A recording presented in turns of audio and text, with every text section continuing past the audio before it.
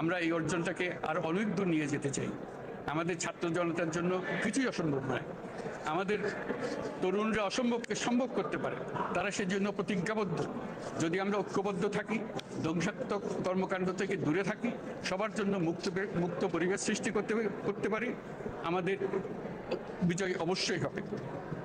এই বিজয়কে ত্বরান্বিত করেছেন, তাদের প্রতিও জানাই জাতির পরম কৃতজ্ঞতা ও অভিনন্দন। ছাত্র জনতার অভ্যুত্থানে আমাদের দ্বিতীয় স্বাধীনতা অর্জন উৎসবের মুহূর্তে এই স্বাধীনতাকে নস্যাৎ করার জন্য ষড়যন্ত্রকারীরা দেশে একটা অরাজকতার ও ভীতির পরিবেশ সৃষ্টি করেছে। প্রচণ্ড নিষ্ঠুর পতিত স্বৈরাচারী সরকার এইসব প্রতিষ্ঠানকে দিয়ে ক্ষমতা কুক্ষিগত করে রেখেছিল। আমরা তার এই প্রচেষ্টা ব্যর্থ করে প্রতিষ্ঠানগুলোর হারানো গৌরব ফিরিয়ে আনব। এই ঘৃণ্য চেষ্টায় ব্যবহৃত হয়ে যারা অপরাধ সংগঠিত করেছে, তাদেরকে আইনানুগ বিচারের মাধ্যমে শীঘ্রই উপযুক্ত শাস্তি দেওয়া হবে।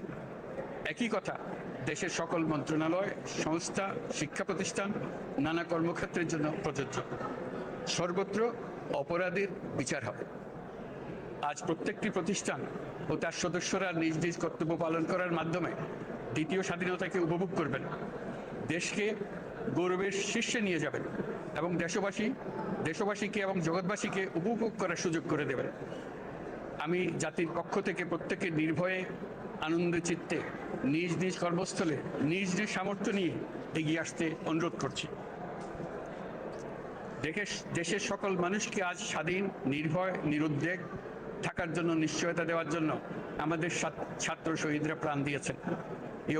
এই অভ্যুত্থানের মাধ্যমে সৃষ্ট সরকার দেশের প্রত্যেকের সরকার। এখানে থাকবে সকলের আকাঙ্ক্ষা পূরণের অধিকার। অরাজকতার বিষবাষ্প এখন যেই ছড়াবে, বিজয়ী ছাত্র জনতা সহ মুক্ত মানুষের আইন শৃঙ্খলা বাহিনীর পূর্ণ শক্তি তাকে ব্যর্থ করে দেবে।